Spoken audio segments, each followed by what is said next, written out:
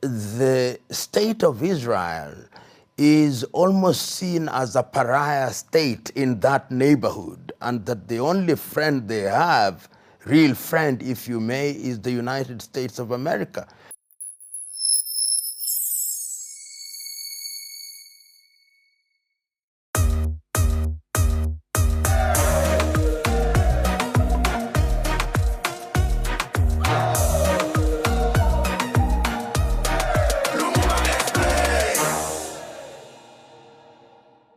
The situation between Israel and Iran is one that poses very many questions and does not lend itself to easy answers, and in my view must be situated in the context of history.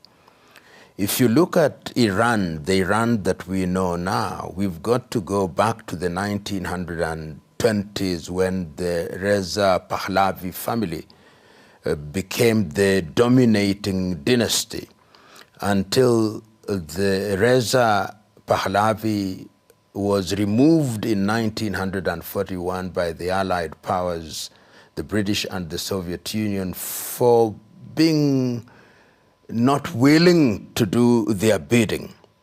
But he was then succeeded by his son, Mohammad Shah Reza Pahlavi, who liberalized Iran in many ways and who was very compliant with the West.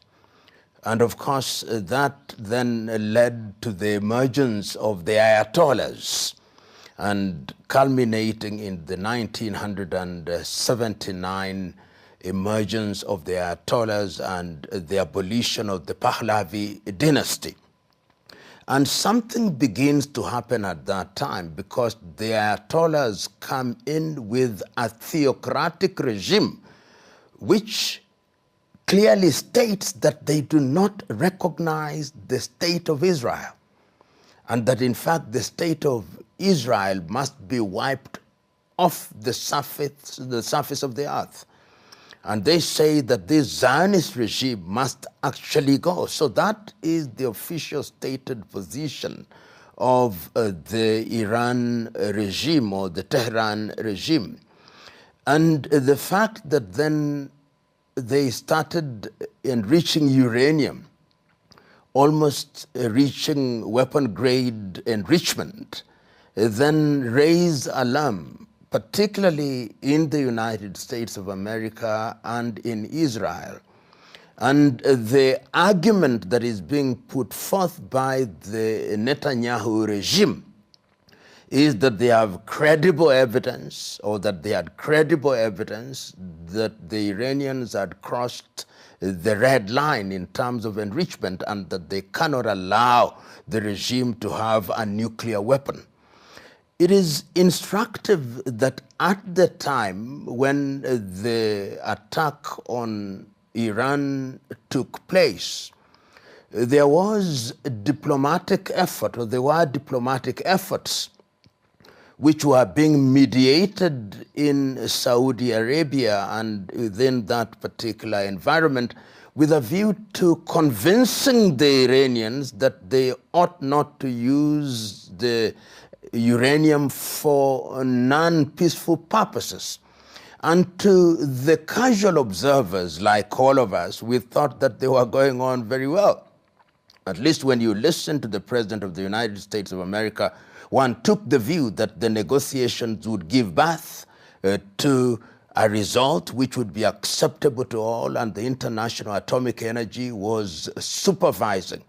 But for some reason, in what in the eyes of many appears to be a unilateral decision by the Israelis, but what we now know, had the nod of the United States of America, there is a conflagration which has resulted in a tit for tat, and which is affecting populations. We have seen in the last one week the Israelis saying that they now have air domination over the whole of Tehran.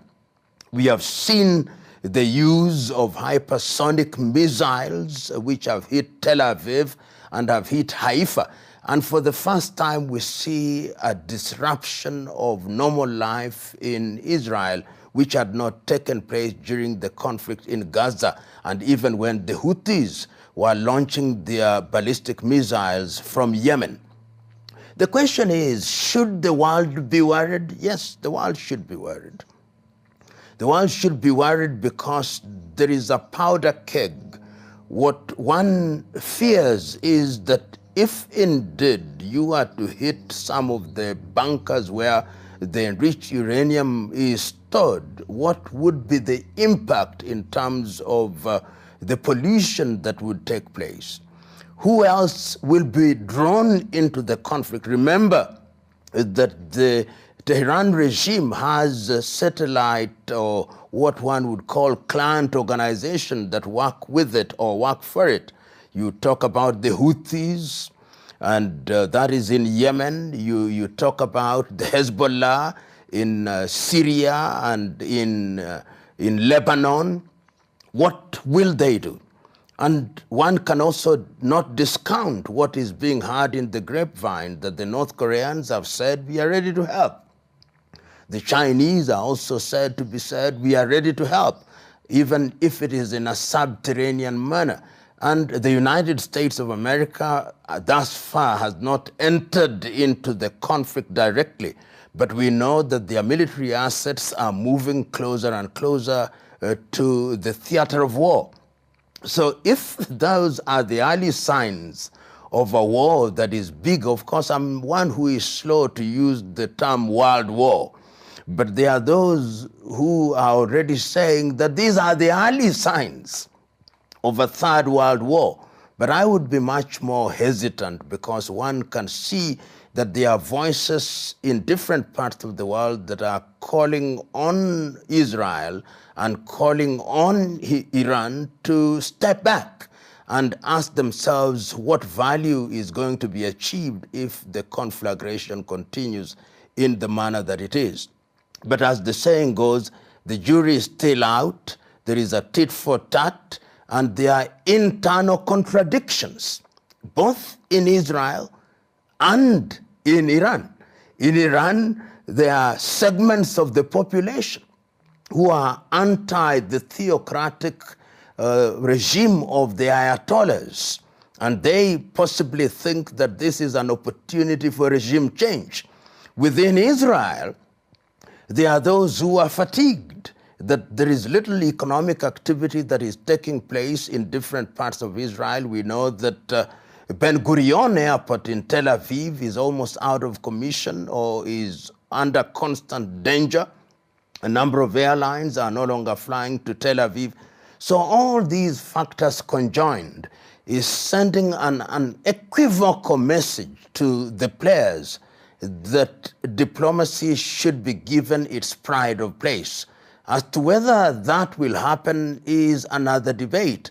But I would want to imagine, as other commentators are saying, that it is critical that the United States of America enters into the arena of diplomacy because they had initiated these negotiations, that if indeed they did so, then there would be a ceasefire, and that would create an environment where the parties who are actively in the theater of war would reassess their positions going forward. You know, it is a very complex situation. I have had an argument being put forth that the Iranians were going on with enrichment, all the negotiations notwithstanding, that the Iranians were not responding to the ultimatum that was given by the United States of America, and the President of the United States of America has actually said we gave them 60 days, and it is on the 61st day that we saw Israel do what they did. And further, it is also being said that they were engaged in proxy activities through the Houthis and even through Hezbollah. So what changed? I think a number of things changed, but as one must always do, is to look at the history of it. What is the history of it?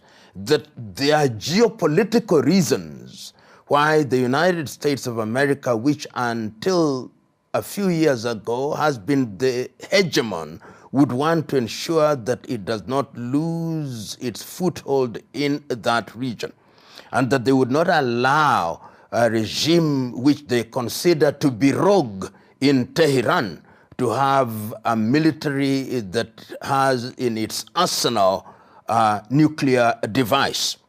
So I think that when all these things were assessed, the Israelis must have received the green light.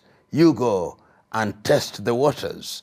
And it is also possible that the Israelis, when they entered into this arena, did not imagine that the response would be like it is. And right now, it is, as Shakespeare once said, that they have waded so deep into blood that to go forth is as tedious as to go back. And they find themselves between the devil and the deep blue sea in a catch-22 situation. The question is, what do you do? And that is why I think, therefore, that the voice, for example, of the United Nations, for whatever it is worth, because the United Nations now has become such a weak organization whose resolutions are honored in breach, and other players that are interested in this particular situation. So there are many moving parts in this particular situation. And those parts are such as to send danger signs to America and to Israel, and they could wait no more. But we cannot forget that there are other activities that are going on in the world. One cannot forget that there is activity between Russia and Ukraine. One cannot forget that there are activities within the Middle East, as it is called now. One cannot forget that there is a rising power in China, and that all these factors are also making the United States a little bit worried, and they do not want a clan state, if one may, of a side that is not their own. And remember, at one time, Benjamin Netanyahu is on record as saying that Israel is the largest warship for the United States of America in the Middle East. It is a stationary warship from which you can launch many things and neutralize enemies, real or perceived. And I think that their own assessment must have told them that even internally, the Ayatollahs are very weak, and to weaken them now would lead to a regime change. I think there is appetite for diplomacy in the region. There is fatigue. The populations are tired. And we know that the Russian administration led by Vladimir Putin has a soft heart for the Iranian administration. We know that the Chinese have a soft heart for the Iranian administration. We also are aware that the North Koreans have a soft heart for the Iranian administration. If soft-heartedness is equal to being allies, then they are in that region.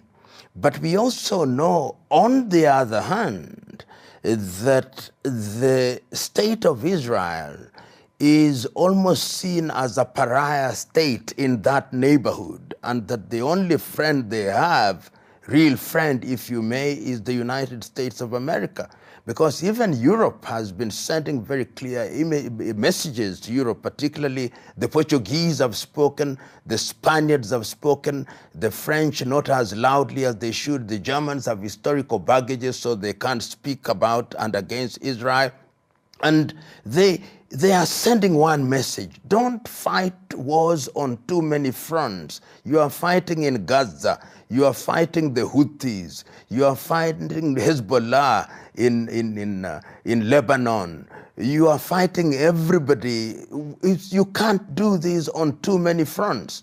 Whether those messages, blatant and subtle, are being listened to is a totally different debate. But I think that there is the danger which is being seen by the international community. Already we have seen the impact of this particular conflict on the price of oil. And when you talk about the price of oil, everybody is affected. And we also know that that is a very busy area for shipping. So that in terms of the economic impact, the insurance companies all over Europe are beginning to suffer, and the international value chain and food chain, if you may, is being disrupted. So for all those reasons, you can see that there is appetite to ensure that there is a diplomatic solution. You can see the Saudis are making their voices heard, the Qataris are making their voices heard, and all reasonable commentators are sending one clear message: really, let's not continue with this. It can't be resolved otherwise. The situation in the Middle East, and particularly in the context of what is happening now, is dicey. And it is true that from a military perspective, at the end of this particular exercise, when and if there is a ceasefire, commentators will say, but Israel has won anyway. But it is Pyrrhic victory. The cost of that victory, in my view, will be too high. Too high in what sense? Too high because you live in a neighborhood where everybody wants to strangle you. You live in a neighborhood where you cannot do business with your immediate neighbors. And that is not the kind of neighborhood that one wants. It is already a tough neighborhood, even without the war. But remember now that you have a neighborhood where you are internal population. You have Hamas, whether you have killed all their leaders, children and women and families have been wiped out, and they exist for only one reason: revenge. You now have an extended enemy outside 1,000 kilometers away in Iran. You have enemies in Yemen. You have enemies in Saudi Arabia. So it will be, as I've already indicated, a Pyrrhic victory whose cost is too much. And one would have thought, for example, that this was the period for rapprochement, particularly with the new administration in Syria, which administration was already beginning to say that we are going to normalize our relationship with Israel. One would have thought that that would be the direction that the entire Middle East region would take towards Israel. One would have thought, for example, that in the context of the negotiations between Iran and the United States of America, the Iranian administration would have been persuaded to recognize the state of Israel and to drop this approach where they said that they must wipe Israel off the face of the earth. So all those things only tell me one thing, that the cost of victory, however defined by whichever side, is too expensive and will create an environment which will live with us for generations and generations. When you listen, and I'm a keen listener of both Western press and Western commentators, and on the other side, the Eastern, and there is one thing that must always be remembered, that the conceptual West always drives the narrative. The major news outlets that are listened to by most of the world, whether it is Bloomberg or CNN, or Radio France, or Radio Deutsche Welle, or Sky, or BBC, have only one narrative, and that narrative is that they are good and bad guys, and that we are the good guys. We are the ones who should define morality for the world. What we say is good, what we say is bad is bad. So when we say that the Russians are bad, then the world should simply say, yes, sir, yes, madam, they are bad, very bad. But they have short and selective memories, because they must remember, in the case of Russia, for example, that in 1990 they say not an inch more. But they have now conveniently forgotten that. They have forgotten it in their spaces of power in their analysis, in their writings, and they now ask the question, well, where was it written? So they drive the narrative. And it can no longer be denied, for example, that Ukraine is fighting a proxy war. We now know, and there is evidence to demonstrate, and we have listened to the British Prime Minister saying what he says and saying the kind of support that they are going to give it. We have seen the other European powers. Of course, the Romanians have stood out in rejecting what was happening, and they have said, we are supporting this administration. And I have no doubt in my mind that they share intelligence with the Ukrainians. So all those factors must be seen in the historical context that the world from a Western perspective was always bad guys and good guys, and they are the good guys. And of course, if you don't play ball, then you are the bad guys. Israel, on the other hand, must be seen in the context of the Balfour Agreements in 1900s. And you remember, somebody once said that all the problems of the world are actually traceable to the British. When in 1948, the Israeli state as we know it was created, it would have been easier at that time to actually create two states, a Jewish state and a Palestinian state. But the decision was made that they were to create this Jewish state, and we know what happened with the Nakba. And after that, we know the activities that took place leading up to the Oslo Accords, where it was agreed that there would be a two-state solution. The two-state solution is no longer on the table. And Israel has been marketed and depicted as the bastion of democracy in what is otherwise an ocean of feudal monarchies and dictatorships. And therefore Europe, or rather Israel, is seen as this beloved country. And the Israelis themselves have not hesitated to go back to history and to go back to the Torah and say that we are chosen of God. And because we are chosen of God, we are different, we are unique. And because we are unique, we must be treated differently. And America, which has underwritten the state of Israel from its creation in 1948, has reinforced this, so that the Israelis actually believe that they are special. They believe that they can do no wrong. They believe that they are God-guided. So when you are dealing with the people who believe that they are undertaking a divine mission, then the first casualty is logic. And when logic has been sacrificed at the altar of mysticism, then your journey is very short, and your reasoning is also not given any space at all. Your reasoning has the chance of a snowball in hell, and that is where we find ourselves.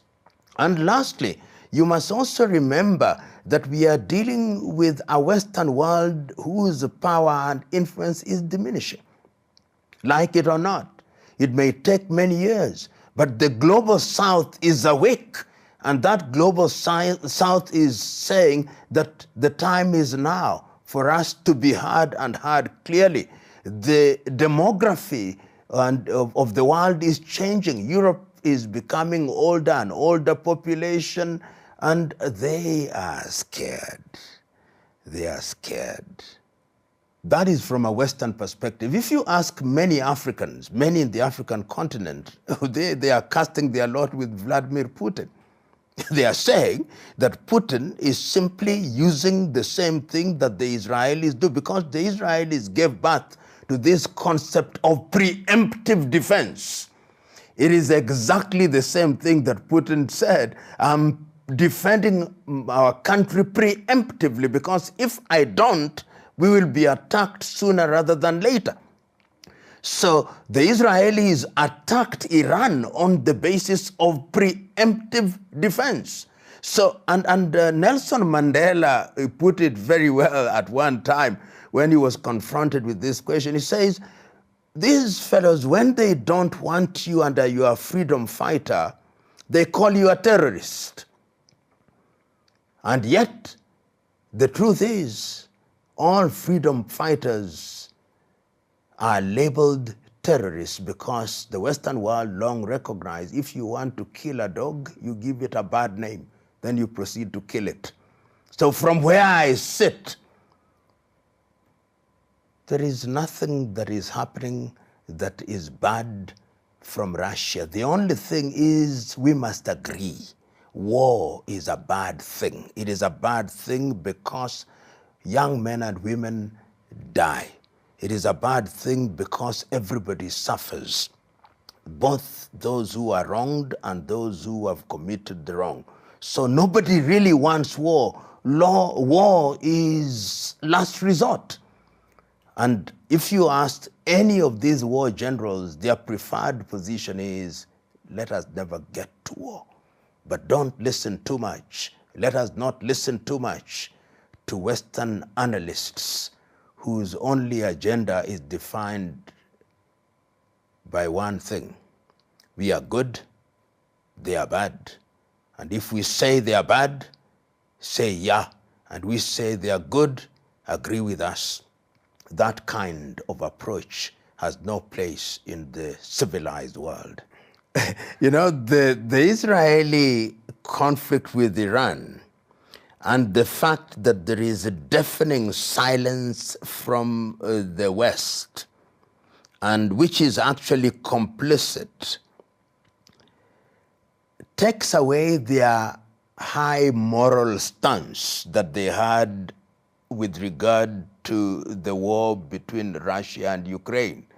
The same arguments are no longer available to them. And in the last 1 week, when the Israelis have been jousting with the Iranians, you no longer hear as loudly as it was that the Russians are bombarding Kiev. In fact, the conflict between Russia and Ukraine is no longer occupy acres and acres of space in the newspapers as it was 2 weeks ago, because it has taken away the moral argument that the conceptual West had.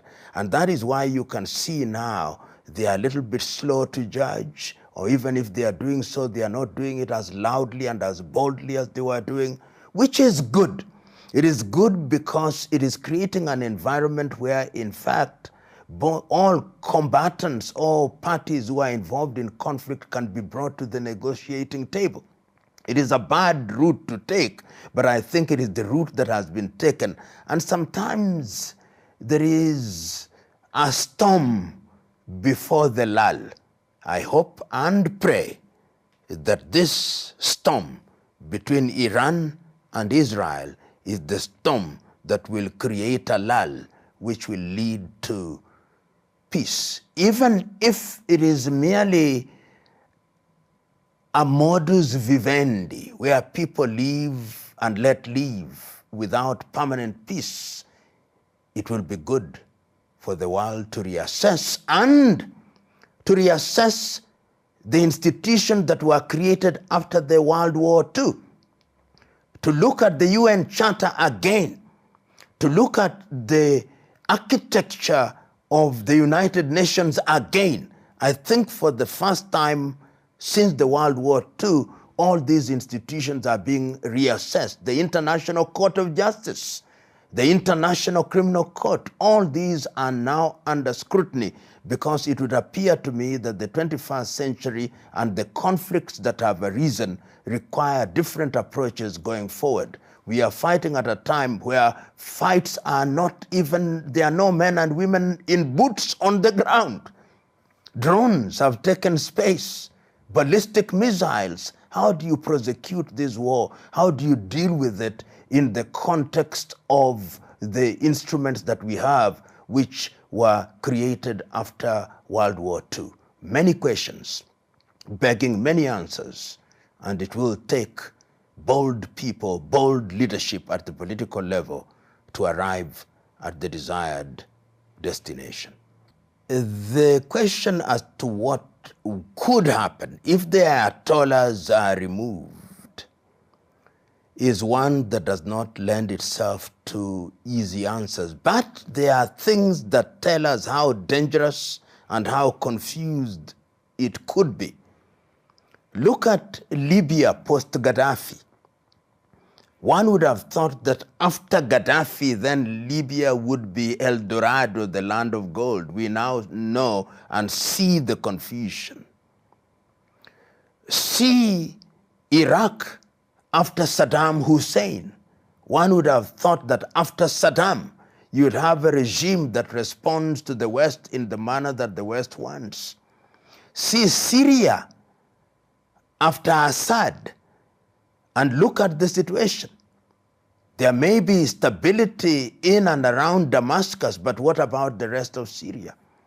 And I dare say that Iran could be a lot more complex, because you have people who are inclined toward the theocratic regime, which is Shia Muslim of their own kind. There are people who are remnants of the Pahlavi dynasty. And all these factors which we thought were dead were possibly in a state of comatose. And if they arise and they are armed, we could see in Iran a civil war. We could see in Iran what we are seeing in Afghanistan. Those are the possibilities, those are the scenarios that lend themselves to being taken into consideration if the Ayatollahs were to leave the scene.